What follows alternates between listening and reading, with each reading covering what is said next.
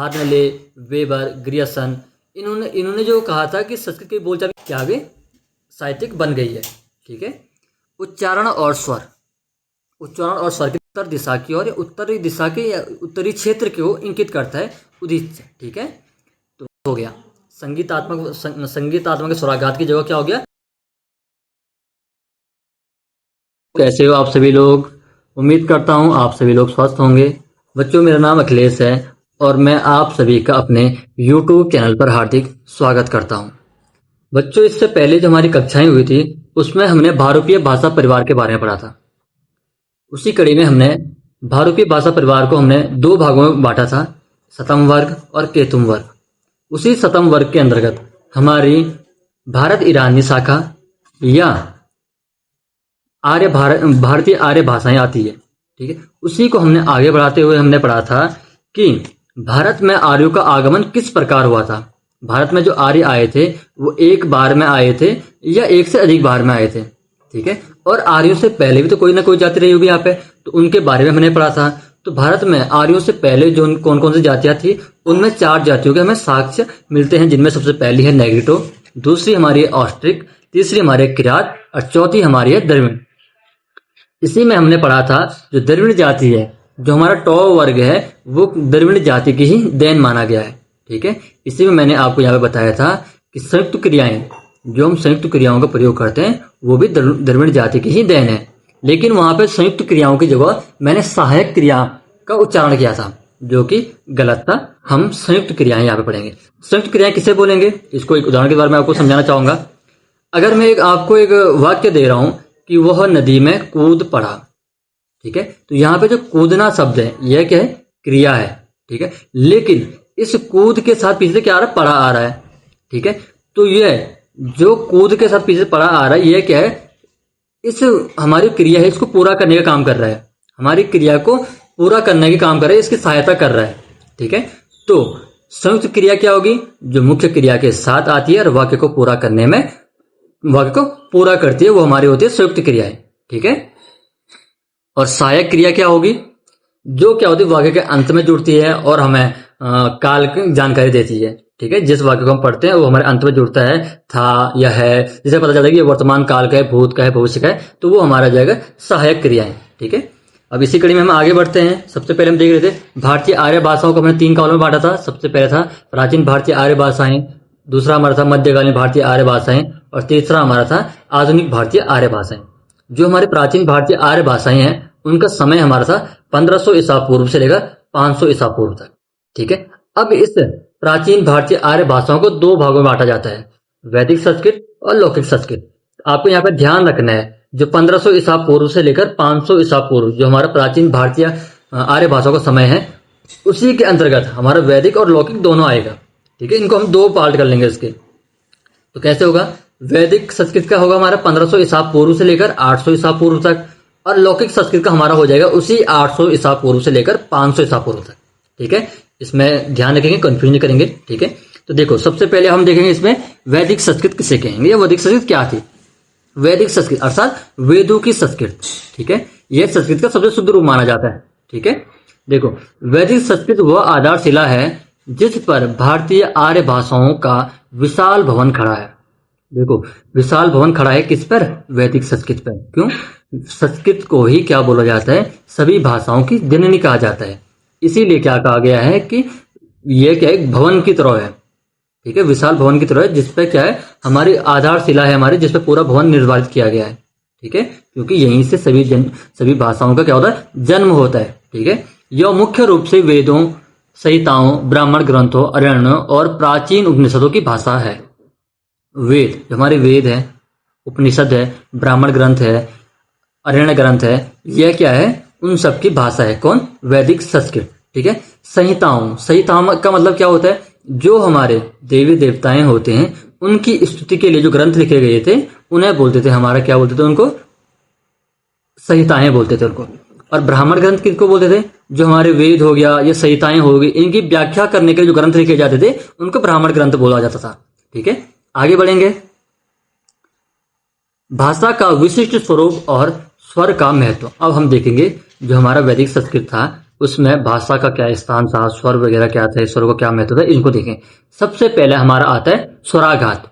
स्वराघात, जब हम कोई वाक्य बोल रहे हैं, कोई वाक्य हम जब बोल रहे हैं, उस वाक्य में कोई शब्द, उस पर हम अधिक संपूर्ण वाक्य में जिस लय से, जिस गति से हम बोल रहे हैं, अगर हम किसी विशिष्ट शब्द पर उससे अधिक बल लगाते हैं, अधिक रुक के हम बोल रहे हैं, अधिक बल के साथ बोल रहे हैं, तो हमारा स्वराघात हो जाता है।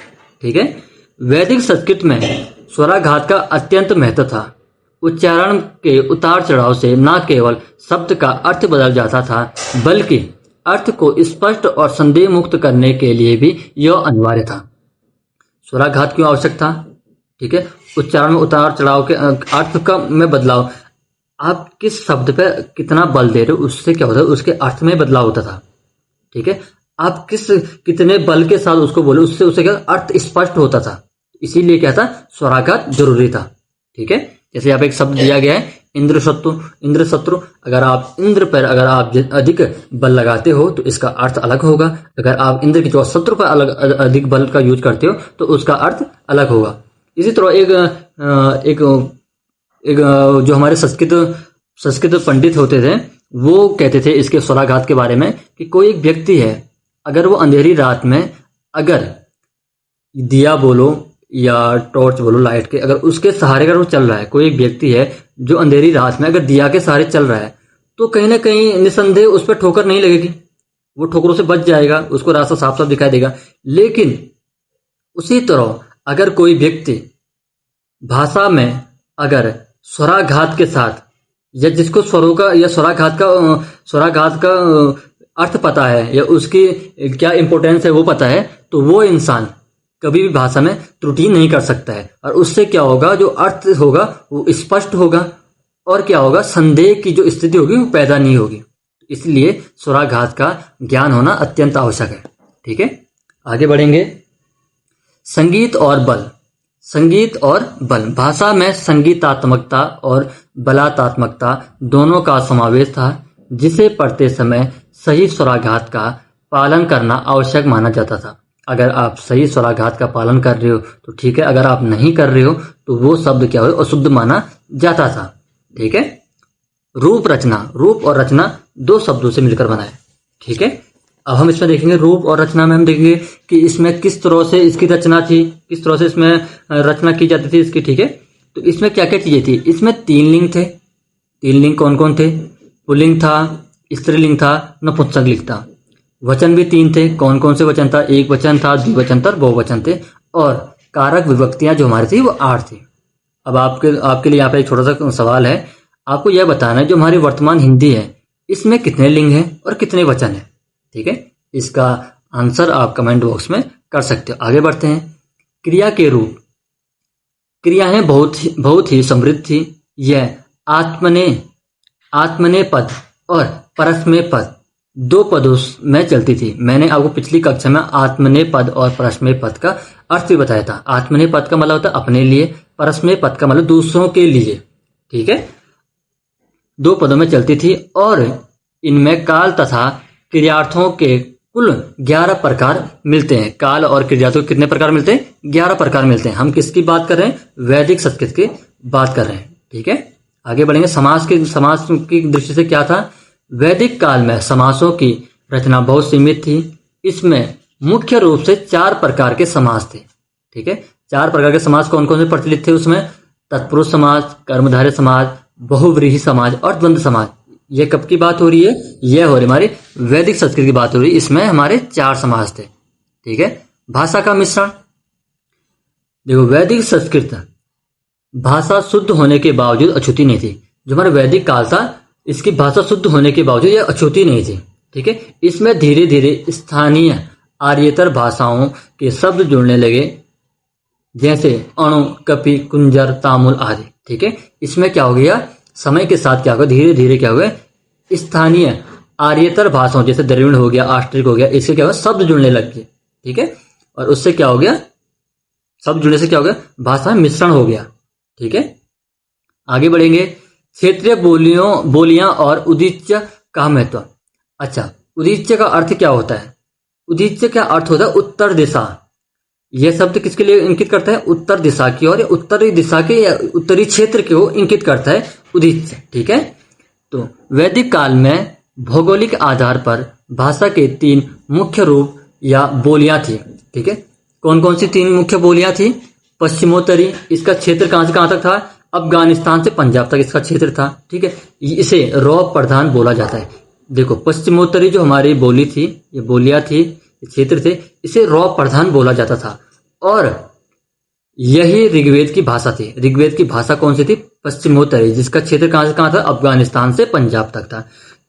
क्योंकि यहाँ स्थानीय आर्येतर जातियों का प्रभाव सबसे कम था, इसलिए इस बोली को सबसे शुद्ध और आदर्श माना जाता था। सबसे शुद्ध और आदर्श किसे माना जाता था? पश्चिमोत्तरी भाषा को या पश्चिमोत्तरी बोलियों को माना जाता था, जिसका क्षेत्र कहां से कहां था? अफगानिस्तान से पंजाब तक। अगला हमारा दूसरा आता है मध्यवर्ती। इसका क्षेत्र कहां से कहां था? पंजाब से लेकर उत्तर प्रदेश तक इसका क्षेत्र विस्तृत था। इसमें रॉ और लॉ दोनों का प्रयोग होता था। ठीक है, पहली वाली में रॉ प्रधान थी, दूसरे में रॉ और लॉ दोनों का प्रयोग होता था। ठीक है, तीसरा हमारा आता है पूर्वी क्षेत्र। यह लॉ प्रधान थी। यह क्या थी? लॉ प्रधान थी। अथवा प्राचीन भारतीय साहित्य में उत्तर दिशा पश्चिमोत्तरी की भाषा को उदीच्य कहा गया है। तत्कालीन मान्यता के अनुसार उत्तर की भाषा अधिक प्रमाणिक थी। ठीक है, तत्कालीन मान्यता के अनुसार जो उत्तर की भाषा थी वो अधिक प्रमाणिक थी और लोग भाषा का शुद्ध उच्चारण सीखने के लिए उसी क्षेत्र की ओर देखते थे। किस क्षेत्र की ओर देखते थे? जहां की भाषा शुद्ध होगी, मान्य होगी। तो वो कहां की थी? उत्तर दिशा की थी। इसीलिए लोग क्या करते थे? भाषा का शुद्ध उच्चारण सीखने के लिए उत्तर दिशा की ओर या उदीच्य की ओर देखते थे। ठीक है, आगे हमारा अगला आता है संस्कृत या लौकिक संस्कृत। इसका समय हमारा 800 ईसा पूर्व से लेकर 500 ईसा पूर्व तक। ठीक है, इसका पहला प्रयोग हमें कहाँ मिलता है? संस्कृत शब्द का प्रथम प्रयोग कब मिलता है? वाल्मीकि रामायण में मिलता है। ठीक है, वैदिक काल में भाषा के 3 बताए गए हैं, जो हमने ऊपर देखा था, उत्तरी, मध्य देशी और पूर्वी। लेकिन संस्कृत का मुख्य आधार उत्तरी बोली थी। उत्तरी बोली क्यों थी? क्योंकि कहा गया है कि जो हमारी भाषा का शुद्ध रूप उसमें मिलता था। इसीलिए यहाँ पे क्या कहा गया है? लौकिक संस्कृत का मुख्य रूप भी कहा था? उत्तरी बोली थी, क्योंकि उसे सबसे प्रमाणिक माना जाता था। उसे क्या माना जाता? सबसे प्रमाणिक माना जाता था। आगे पढ़ेंगे हम। हालांकि पाणिनि ने कुछ अन्य रूप भी लिए और मध्य देशी पूर्वी बोली का भी संस्कृत पर प्रभाव पड़ा। इन्होंने ऐसा कहा। यह किसने कहा है? पाणिनि ने कहा। पाणिनि ने क्या किया कि कुछ अन्य रूप भी लिए, जिसमें मध्य देशी और पूर्वी का भी संस्कृत पर प्रभाव पड़ा। ऐसा किसने माना है? पाणिनि ने माना है। ठीक है, आगे बढ़ते हैं। लौकिक या क्लासिकल संस्कृत एक साहित्यिक भाषा है। लौकिक या क्लासिकल संस्कृत एक साहित्यिक भाषा है। यह यहाँ पे इसके लिए क्लासिकल शब्द का प्रयोग किया गया। क्लासिकल का अर्थ होता है शुद्ध होता है, परिनिष्ठ होता है, मानकीकृत होता है या उच्च कोटि की साहित्यिक भाषा को क्या बोलते हैं? क्लासिकल बोलते हैं। ठीक है, जिस तरह हिंदी में जयशंकर प्रसाद की गद्य या पद्य भाषा को आम बोलचाल की भाषा नहीं कहा जा सकता, उसी प्रकार संस्कृत को भी आम लोगों की बोलचाल की भाषा नहीं कह सकते। ठीक है, जिस प्रकार आप जयशंकर प्रसाद गद्य और पद्य पढ़ोगे तो उसको आम बोलचाल की भाषा नहीं कहा जा सकता है, उसी प्रकार संस्कृत को भी आम लोगों की बोलचाल की भाषा नहीं कह सकते हैं। ठीक है, पंडित समाज की बोलचाल, जैसे प्रसाद जी की भाषा का आधार मानक खड़ी बोली है जो बोलचाल की भाषा है, वैसे ही पंडितों की संस्कृत भी उस समय के पंडित समाज की बोलचाल की भाषा का आधार थी। ठीक है, जैसे क्या बोला जाए, प्रसाद की भाषा का आधार क्या है? मानक खड़ी बोली है। वैसे ही पाणिनि की संस्कृत क्या थी? उस समय के जो पंडित थे उनकी बोलचाल की भाषा का आधार थी। ठीक है, आगे बढ़ते हैं। अब यह कैसे पता चलेगा आपको? यह कैसे सिद्ध होता है कि संस्कृत कभी बोलचाल की भाषा थी या नहीं? आपको कैसे सिद्ध करेगा इस चीज को? ठीक है, तो सबसे पहले से पॉइंट दिए गए हैं। पाणिनि ने बोलने के अर्थ में नॉर्मल शब्दों का प्रयोग किया। नॉर्मल मतलब साधारण शब्दों का प्रयोग किया इन्होंने। ठीक है, दूसरा आता है दूर से बुलाने पर प्लुत शब्दों का प्रयोग उल्लेखनीय है। प्लुत मतलब होता है जैसे कोई व्यक्ति दूर है तो उसको बुलाने के लिए हम क्या करते हैं? आवाज देते हैं, तो हम उसको लंबा खींचते हैं। आखिरी जो हमारा वर्ण आता है उसको हम लंबा खींचते हैं। राम, आजा। तो ये जो हम लास्ट में जो इसको आखिरी वर्ण जो हमारा आ रहा है, इसको हम लंबा खींच रहे हैं, तो ये हमारा होता है प्लुत शब्द होता है, ठीक है, जो कि संस्कृत में देखने को मिलते हैं, हिंदी में वर्तमान समय में यह देखने को नहीं मिलते हैं, ठीक है। बोलचाल के कारण विकसित संस्कृत को व्याकरण में बांधने के लिए कात्यायन ने वार्तिकों की रचना की। वार्तिकों क्या होते थे, ठीक है, ये होते थे हमारे, ये समझ लो कि जो हमारे पाणिनि थे, उन्होंने अष्टाध्यायी की रचना की थी, ठीक है। उस अष्टाध्यायी में उन्होंने क्या की रचना की थी, जो हमारा संस्कृत का व्याकरण था, ठीक है। तो उस व्याकरण में जो नियम लिखे गए थे, अब क्या होता है, जैसे जैसे समय बढ़ रहा है, समय आगे बढ़ रहा है, तो नई नई चीजें आ रही है, ठीक है। तो नई नई चीजें आ रही है, तो उस वर्तमान समय की स्थिति या वर्तमान समय की दशाओं को देखते हुए वो हमारा जो पुराना ग्रंथ है, वो कहीं ना कहीं सटीक नहीं बैठ रहा है उसमें, क्योंकि नई नई चीजें नहीं है।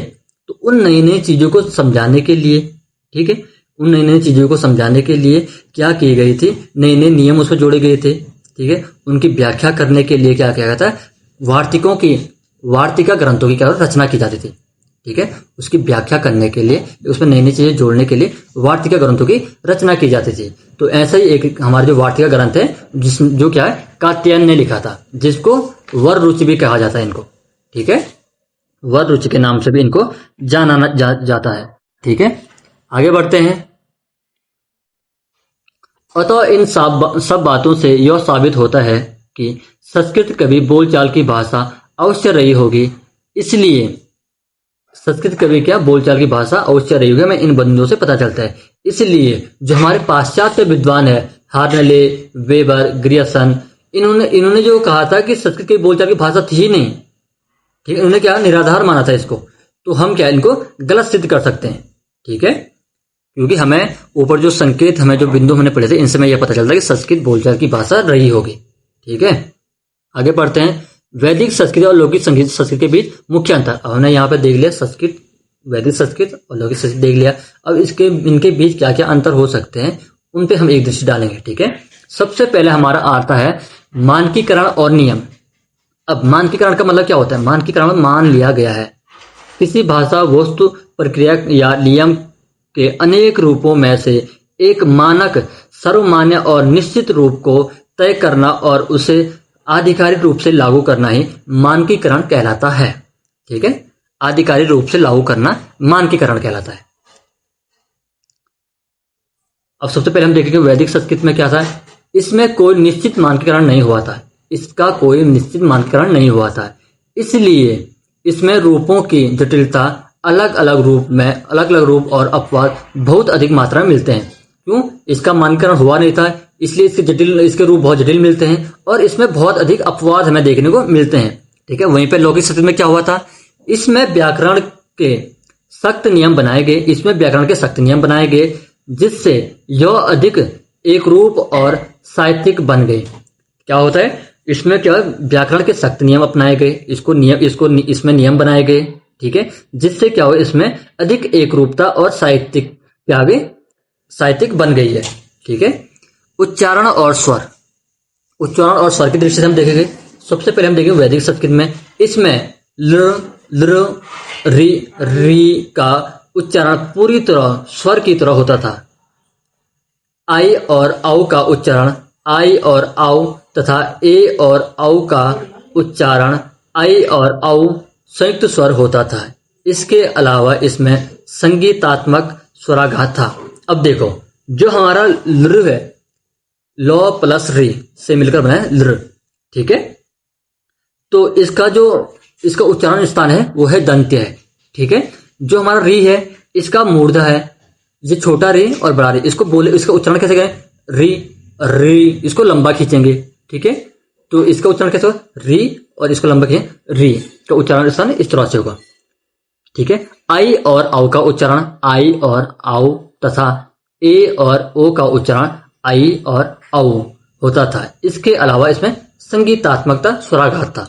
वहीं पे लौकिक संस्कृत में क्या होता था, इसमें री का उच्चारण री और री जैसा होने लगा। इसमें किस तरह से होने चले, री और री ऐसा इसका उच्चारण इनका होने लगा। आई और औ बदलकर आई और औ हो गए और ए और ओ मूल स्वर बन गए। ए और ओ क्या हो गया? लौकिक संस्कृत में मूल स्वर हो गए। ठीक है। लेखन में ल, ल और लह समाप्त हो गए और इनके स्थान पर र और ढ का प्रयोग होने लगा। अब देखो, ये जो लौह मैं यहाँ पे बोल रहा हूं, इसका उच्चारण आप किस तरह से करोगे? आपको अपनी जीभ ऊपर मूर्धा पे ले जानी है। टो ठो डो, टो ठो डो। जहां से आप टो ठो डो बोल रहे हो ना, वहीं पे आपको रख के लो बोलना है। टो ठो डो, डो लो लो। स्वर आपको लो जैसा सुनाई देगा, लेकिन ये लो नहीं होता है। ठीक है। तो ये क्या हो गया? समाप्त हो गए और टो ठो डो, डो और ढो, डो और ढो का प्रयोग होने लगा।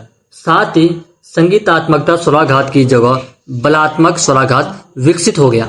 संगीतात्मक स्वराघात की जगह क्या हो गया? बलात्मक स्वराघात विकसित हो गया। ठीक है। आगे पढ़ेंगे इसमें क्रिया, रूप और लकार। ठीक है। वैदिक संस्कृत, इसमें लकारों के प्रयोग पर कोई बड़ा प्रतिबंध नहीं था। इसमें क्या था? वैदिक संस्कृत में क्या था? इसमें लकारों का प्रयोग पर कोई बड़ा प्रतिबंध नहीं था। लोट लकार का प्रयोग केवल वेदों में ही मिलता है। लेट लकार का प्रयोग केवल वेदों में ही मिलता है, जो लौकिक में नहीं मिलता। भूतकाल के लिए अ का लगाना अनिवार्य नहीं था। इसमें क्या था? भूतकाल को दर्शाने के लिए अ लगाना जरूरी नहीं था। लेकिन यहीं पे लौकिक संस्कृत में क्या होता है? इसमें व्याकरण के कड़े नियम लागू हो गए, क्योंकि पाणिनि ने व्याकरण ग्रंथ लिख दिया था अपना। भूतकाल दिखाने के लिए शब्द के आगे अ जोड़ना अनिवार्य कर दिया गया। भूतकाल को अगर आपको दिखाना है तो उसमें आपको क्या करना पड़ेगा? शब्द के आगे आपको अ लगाना पड़ेगा। मैं आपको यहाँ पे एग्जाम्पल के द्वारा समझाने की कोशिश करूंगा इसको। ठीक है। जैसे एक शब्द है हमारे पास, पठ। पठ क्या? एक धातु है। ठीक है। अगर इसको एक वचन में अगर इसको बनाना है भूतकाल में, तो हम कैसे बना? औधन पठ। तो क्या हो गया? अपठत हो जाएगा। अपठत हो जाएगा, मतलब उसने पढ़ा। ठीक है। वैसे ही लिख होता है, लिख धातु है, उस पर अ लगाएंगे तो अलिखत हो जाएगा। उसने लिखा। किसने लिखा? उसने लिखा। ठीक है। तो यह क्या है? हमारा भूतकाल को दर्शाने के लिए अ का प्रयोग किया जाता था। आगे बढ़ेंगे हम समासों का प्रयोग। मैंने आपको पहले बताया था, जो हमारा वैदिक साहित्य, वैदिक संस्कृत था, उसमें सिर्फ 4 समास थे हमारे। तत्पुरुष समाज, कर्मधारय समाज, बहुव्रीहि समाज और द्वंद्व समाज मिलते हैं। ठीक है। लेकिन लौकिक संस्कृत में क्या होता है? जैसे जैसे भाषा में कृत्रिमता बढ़ी, वैसे वैसे बड़े बड़े समस्त पद समास बनने लगे और द्विगु और अव्ययी भाव समास भी प्रयोग में आने लगे। इसमें क्या हो गया? 2 समास हमारे और जुड़ गए। एक तो हमारा द्विगु जुड़ गया, एक हमारा अव्ययी भाव जुड़ गया। ठीक है। ये आपको ध्यान रखना है। उपसर्गों की स्वतंत्रता। वैदिक संस्कृत, इसमें उपसर्ग वाक्य में कहीं भी आ सकता था तथा क्रिया के ठीक पास होना जरूरी नहीं था। क्रिया के ठीक पास उपसर्ग का होना जरूरी नहीं था, कहीं भी आ सकते थे। लेकिन लौकिक संस्कृत में क्या होता था? यह छूट खत्म हो गई। यह छूट खत्म हो गई क्योंकि क्या हो गया? व्याकरण के कड़े नियम बनाए गए थे। यह छूट खत्म हो गई और उपसर्गों को निश्चित रूप से क्रिया या शब्द के ठीक आगे ही रखा अनिवार्य हो गया। ठीक है। उपसर्ग, उप मतलब क्या होता? समीप। उपसर्ग रखना, समीप रखना। किसके? हम क्या उपसर्ग आगे लगते हैं, परखते हैं, पीछे लगते हैं। ठीक है। तो ये क्या हुआ? शब्द के ठीक आगे रखना अनिवार्य हो गया उपसर्गों को। ठीक है। आगे पढ़ेंगे। ठीक है। थोड़ा सा बचा है, आगे पढ़ेंगे। अन्य भाषाओं के शब्द का प्रभाव। अब अन्य भाषाओं के शब्द भी इसमें आने बैठ गया वैदिक संस्कृत में। इसमें अन्य जातियों या भाषाओं के शब्दों का प्रभाव कम था। शब्द थे, ऐसा नहीं शब्द नहीं थे, लेकिन कम थे। लेकिन वहीं पे लौकिक संस्कृत में क्या होता है? इसमें द्रविड़ और आष्ट्रिक जैसी अन्य भाषाओं के शब्दों की संख्या बहुत अधिक बढ़ गई। जैसे द्रविड़ों से कीर, कुक्कुट, मरकट आदि और आष्ट्रिक से तांबुल, श्रृंगार यहाँ पे गलत लिखा है, इसको सही कर लेना आप लोग, श्रृंगार आदि शब्द आगे। इसके अलावा इसमें यूनानी, रोमन, अरबी, ईरानी, तुर्की और चीनी भाषा के कुछ शब्द भी शामिल हो गए। ठीक है। लौकिक संस्कृत में क्या हो गया? अन्य भाषाओं से अधिक शब्द आने बैठ गए। वैदिक संस्कृत में भी आए थे, लेकिन उसमें बहुत सीमित मात्रा में थे, लेकिन लौकिक संस्कृत में काफी अधिक आ गए थे। ठीक है। अगला हमारा है बोलियां। वैदिक भाषा में मुख्य रूप से 3 बोलियां थी, जो हमने आगे पढ़ा था, पश्चिमोत्तरी, मध्य देशी और पूर्वी। लेकिन लेखक का अनुमान है कि संस्कृत काल आते आते इसमें एक दक्षिणी रूप ने जन्म ले चुकी थी। लेखक के अनुसार इसमें जो हमारे संस्कृत काल आते आते इसमें एक और एक और बोली इसमें ऐड हो गई थी जो कि था दक्षिणी। ठीक है, उसने भी जन्म ले लिया था। ठीक है, तो ये किसके अनुसार था? लेखक के अनुसार था। हम किस पुस्तक से पढ़ रहे हैं? हिंदी भाषा का इतिहास। आप देख सकते हैं हिंदी भाषा का इतिहास भोलानाथ तिवारी के अनुसार हम देख रहे हैं। आज हमारा प्राचीन भारतीय आर्य भाषाएं जो हमारा था, इसमें हमारा वैदिक संस्कृत और लौकिक संस्कृत हमने यहाँ पे खत्म किया है। इसके बाद हम जो अगली कक्षा में हम पढ़ेंगे वो हम पढ़ेंगे मध्यकालीन भारतीय आर्य भाषाएं, जिसको हमने 3 भागों में डिवाइड किया है। उस कौन कौन से 3 भागों में हमने इसको बांटा गया है वो आप कमेंट बॉक्स में बता सकते हैं अगर आपको पता है। अगर आपको नहीं पता है तो आप अगली कक्षा में बने रहे। अगली कक्षा उम्मीद करता बहुत रोचक होने वाली है, इसलिए आप बने रहे। इसी के साथ आज की कक्षा को यहीं पे इन करते हैं। जय हिंद, जय भारत।